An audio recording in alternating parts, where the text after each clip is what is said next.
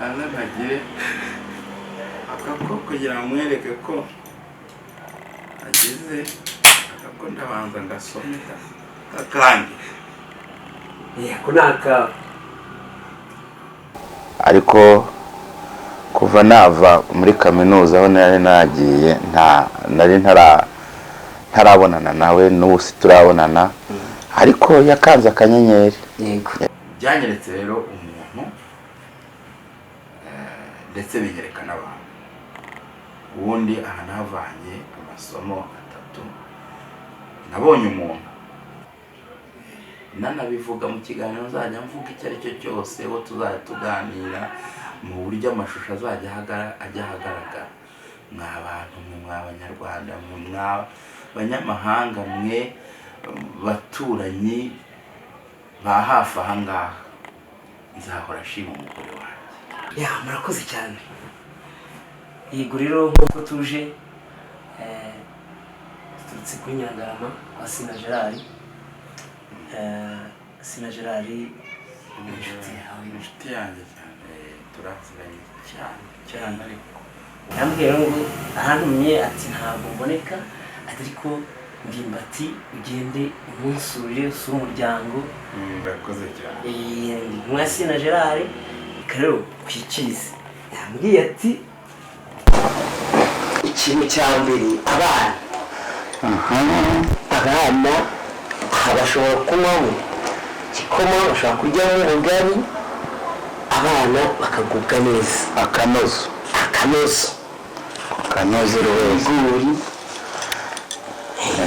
urahirwa kuri Nyirangarama. Ntabwo ari abana gusa nanjye nzajya mfataho yewe wibwira ko nzakarebera izuba nanjye nzafataho arambwira ati rero abana bagomba kunywa amata ko Sina Gerard mu bintu bya mbere yita ku bana, akunda abana cyane. Nakawe amata akorerwa kuri Nyirangarama n'ubundi avuga ati ibyo byose ndabifite nta mpamvu yuko wagenda imbokoboko ahubwo ugende urebe Ndimbati, umuryango wa Ndimbati, abana bafate banywe ikivuguto. Hanyuma kandi aravuga ati iyo abana bari kunywa baba banarya ati akarabo kabagereho. Abana barya akarabo n'agakunda rero rwose n'agakunda. Abantu rwose tugira umuco kandi tugira umuco wo gusurana. Umufasha wa Ndimbati nawe buri wese ntawe yamutekerejeho ati agashya rero gasigaye ngo karakosha. Ariko kandi aravuga ati umusaza Ndimbati ntabwo ari umwana ataza gucuranwa amata n'abana cyangwa agafata ji agashya kumufasha akagagotomera aho uyirwaneho akabubwo n'akarusho ko akako kaza kagire akako kugira ngo mwereke ko ageze akako ndabanza ngasome kakange kunaka ngakumbuye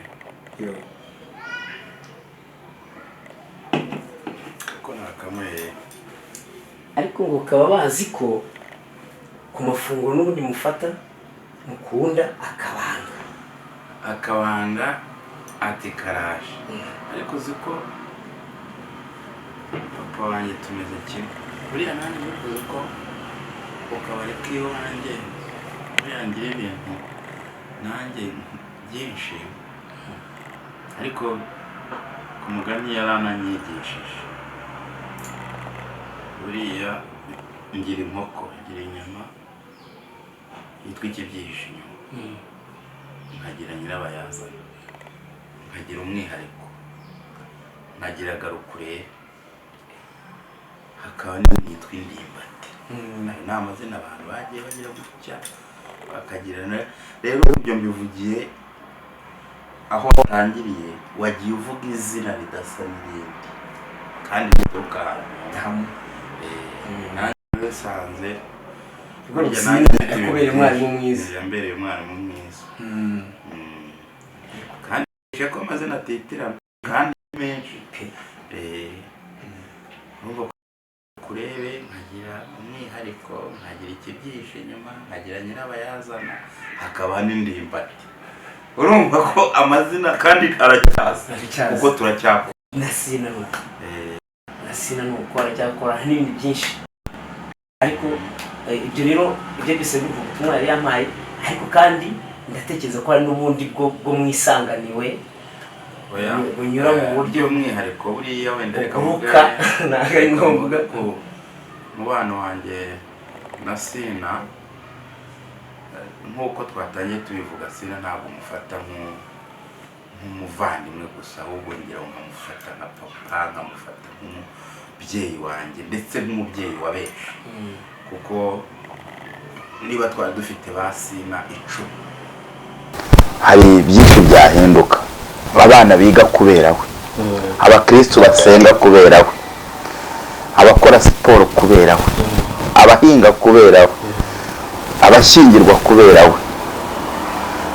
Nuko ngo buri cyiciro ahantu hose kubera we byakitwa kubera we. Ni byinshi cyane. Nge rero tuziranye kera mu myaka nka 30, ntabwo ari imyaka mike ndetse narenga, ariko sinigeze mbona atezuka ku urukundo rwe kuva namumenya nuko rumeze, ahubwo rushaho kwiyongera. Nkashishikariza rero abantu bose bitwa ko bafite n'amafaranga, buriya bakwiriye kugira urukundo kandi bakumva ko hari abandi bari inyuma bakeneye kubaho.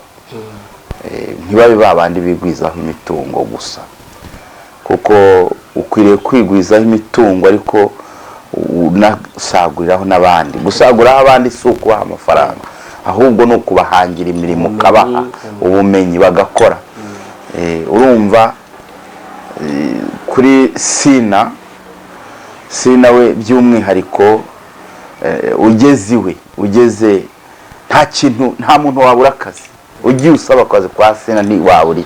Ntabwo yaguhakanira ngo nta kazi gahari, ahubwo ushobora kunanirwa kubera ubunebwe bwawe.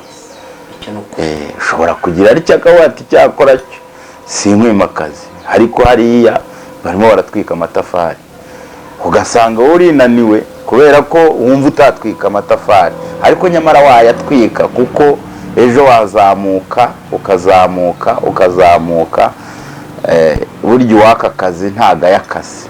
we cyantunguye Sina afata n'umuntu akamuha inka ihaka cyangwa se yabyara, aho ugasanga umuntu kuyorora biramunaniye. Ni byinshi, ariko ubundi afite ukuntu atekereza, afite ukuntu atekereza ikintu, ashobora no kureba akavuga ati uyu muntu buri wese aba afite akazi ke, buri wese akazi kwa Sina. Ntago wagera kwa Sina ngo ubura akazi akariko kose. Ni byiza rero buriya nicyo wundi gikwiriye kuturanga, uko utera imbere wakwiye guteza imbere n'abandi benshi kurushaho, kuko kugira abantu benshi uteje imbere ni nako ubukire n'ubukungu bwiyongera. Kuko ubukungu bwa mbere buriya ni abantu, ubukungu bwa mbere, ubukire bwa mbere ni abantu. Ufite abantu uba ufite byose, ufite abantu uba ufite imitungo hirya no hino, kuko hari uvamo ejo akazamuka ariko akajya yibuka ati intangiriro naha. Yego, ubwo rero ndumva nkugejeje ubutumwa yari yampaye. Hanjye ndi gukorera Sina TV Rwanda, ariko kandi none nkavuga nti tunafite tunagukumbuye, twumva dukeneye kuganira nawe, twongeye tuganire n'ubusanzwe twaganira. Ariko urumva hari igihe cyari gishize ari kinini, wongere ubwe n'abantu bagukurikira televiziyo yacu, YouTube channel yacu Sina TV Rwanda, noneho nabo bongere bagukurikire bumve ndimbati murantunguye cyane murantunguye ubundi numvaga mfite igitekerezo cyo kuzaza irindo gukorana siporo n'umusaza ubundi dusanzwe tuyikorana siporo nsanzwe iyo nyuze hariya ntabwo nahita ntamushuhuje ariko kuva nava muri kaminuza aho nari nagiye nari ntarabonana nawe n'ubu si turabonana ariko yakanze akanyenyeri yarabimenye akanda akanyenyeri ni umuntu w'umugabo cyane yakanze akanyenyeri ariko urabona ko atakanze akanyenyeri gusa yanababwira ati mugende mugere no mu rugo yakoze rero kuko iteka azi ko muri abavandimwe cyane kandi pe ndanezerewe cyane Imana ishimwe. Hanyuma rero twagiye kubibwira abantu ubundi rero abantu benshi bakunda kwitiranya ndimbati cyose bakuzi kuri ndimbati ariko twagira ngo nk'abakurikira Sena TV Rwanda bamenye ndimbati wagira ngo hari umuntu utazi amazina yanjye uretse ko wenda ndimbati ryaje rikamera yandi ariko nkeka ko amazina yanjye yaravuzwe nitwihore Jean Bosco Mustafa hanyuma ndimbati ryo nta umbonye ahita abona ndimbati rero ni izina nyine ryo muri filime izina ryaturutse muri filime ryaturutse kuri filime ngufi dukora yitwa Papa Sava ndimbati rero yabaye ndimbati twarihisemo nk'izina risanzwe nk'izina rusange turifata nk'izina rusange ariko riraza noneho ribimizi kuri njye riraza rigaba amashami rirazamuka ryitwa nyine riba ndimbati nkeka ko aho wavuga ndimbati ariho hose bahita babona njye ikindi hari n'abandi bita bandimbati ngo dusa ariko babikuye kuri njye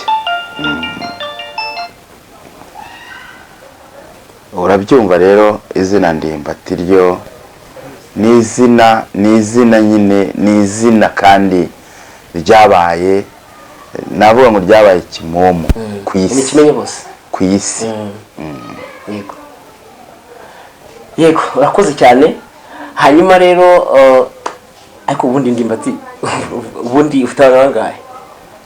Ntabwo njya mbara abana yego kiranazira nikosa kubara abana buryo ubaye umuswa ntabwo ari byo rero hari abari bubivugeho byinshi hari abantu bari buvugeho byinshi ariko uvuga uko ushaka niba ubara abana nta mibare ufite kuko ushobora kubara abana umuntu arera abana akarera aho yabyaye mu nda akarera abatabyaye akarera ab'inshuti n'abavandimwe icyo gihe rero iyo ugiye kubara abana hari igihe babandi bareze bavuga bati buriya avuze abe yabyaye cyangwa abo yabyaye abo uwabyaye nabo bakaba batese ko batavuze bariya kandi nabo yajyaga avuga ko ari abana be ugasanga rero ni imvugo ubundi udakwiriye kubara. Ntabwo rero njye mbara abana kuko mu biganza byanjye hanyuze abana benshi kandi haracyaca n'abandi. Hanyuma nicyo ukunda gufungura amafunguro ya munsi cyane cyane ikintu ukunda kuruta ibindi? Ikintu nkunda cyane ese ugira ngo hari icyo nsubiza inyuma nawe ngiye kubeshya ariko mu busanzwe nkunda ubugari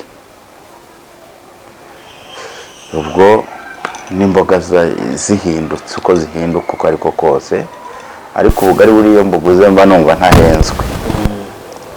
Ariko Imana ishimwe ko warafunguwe kandi ndatekereza ko wabaye byagaruka shamanza bwa kugize umwe. Ndashaka kubaza kugera hariya uburyo wumvishe ubayite ikigere bwa mbere? Bon, ntabwo biba byoroshye, ntabwo biba byoroshye, ni ibintu bikomeye cyane ko uba wumva n'ubushinjacyaha uburyo bugushinja, uri umuntu wiheba, nkeka ko warwara n'umutima ahari, ko umushinjacyaha aragushinja warangiza ugatekereza utari ko n'umuntu ushinja anzi hehe ku buryo arimo ambeshyera bigeza.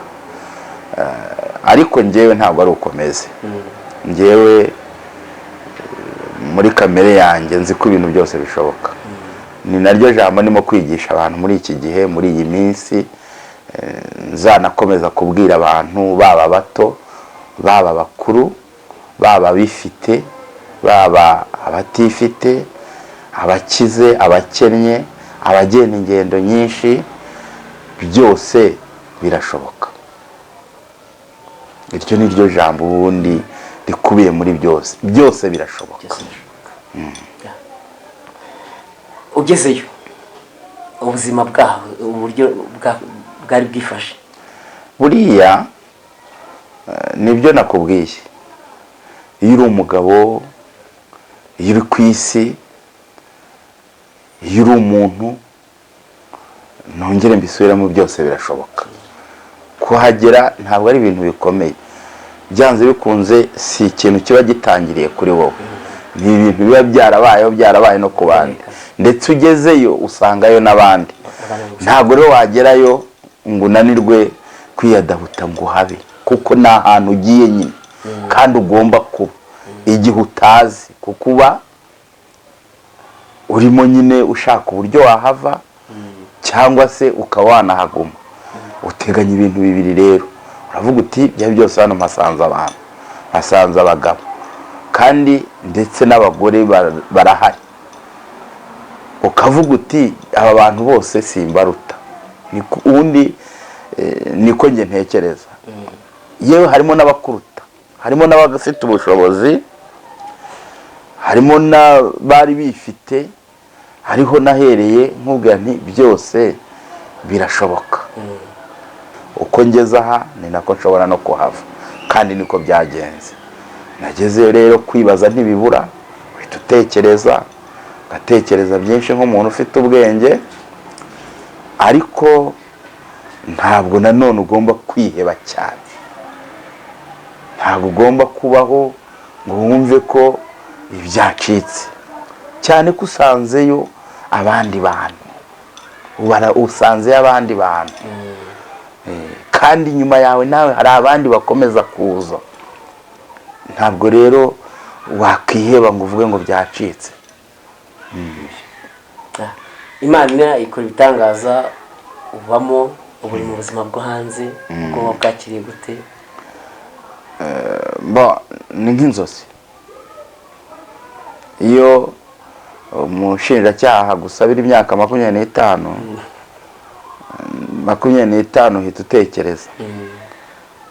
Nabwiye abantu, bwira abantu turebe igihugu tumaze kukibohoza, nyuma yo kukibohoza hashize imyaka 28. Aho nkabwira nti mutekereze imyaka 25 aho tuvuye n'aho tugeze. Mbega ni ukuvuga ngo ni itatu irenzeho. Mwatekereza iyo myaka rero, iyo myaka uyitekereje ubundi utishyira mu mutuzo no gusara wasara.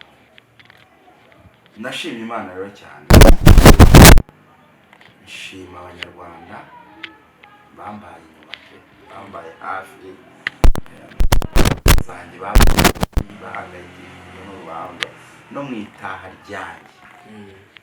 Itaha kwanjye nabwo barahaba, barishima mu buryo bugaragara, ndetse aho ngereye hanze abantu baranyishimira, barishima cyane, ndetse namwe ntabavanyemo, kuko kumpura no kunsura n'urukundo byanyeretse rero umuntu, ndetse binyereka n'abantu. Ubundi aha navanye amasomo 3. Nabonye umuntu ndetse nyuma yo kubona umuntu mbona abantu, nyuma yo kubona ibyo byose mpita numva muri njye hajemo ijambo rivuga ngo byose birashoboka. Undi muntu buriya murabona ko munsuye mu rugo mu muryango, umuryango wanjye nawo wambaye hafi, nanabivuga mu kiganiro nzajya mvuga icyo ari cyo cyose, wo tuzajya tuganira mu buryo amashusho azajya ajya ahagaragara. Mwa bantu mwe, mwa Abanyarwanda mwe, mwa Banyamahanga mwe, baturanyi ba hafi aha ngaha, nzahora nshima umugore wanjye, nzahora nshima umugore wanjye, umugore wanjye wihanganiye ibyabaye, akihanganira amagambo, akihanganira itangazamakuru, akihanganira bamucaga intege. Mbwira n'umuntu wagerageje kumuca intege cyangwa wagerageje guca imanza no kuvuga, ntabwo ari byiza. Nutunga urutoki uzajya umenya ko izindi zisigaye nawe zikureba, kandi byose birashoboka, byose birashoboka. Umugore wanjye rero ndamushimira iteka ryose kuko yabaye intwari, yabaye intwari, yabaye intwari, yahagaze mu kibazo, yahagaze ku mugabo we, nanakwangura n'abandi. Nta biba byacitse, nta byacitse ku buryo umuntu wamugira ruvumo. Byose birashoboka, byose birashoboka ni ukuri. Ariko ngo nigeze ikinyamakuru twize kurikira ngo hari ikintu hari ukumbuye, wari umaze amezi menshi. Ibyo umuntu aba akumbuye ni byinshi, ese ko nta karusho kabayo,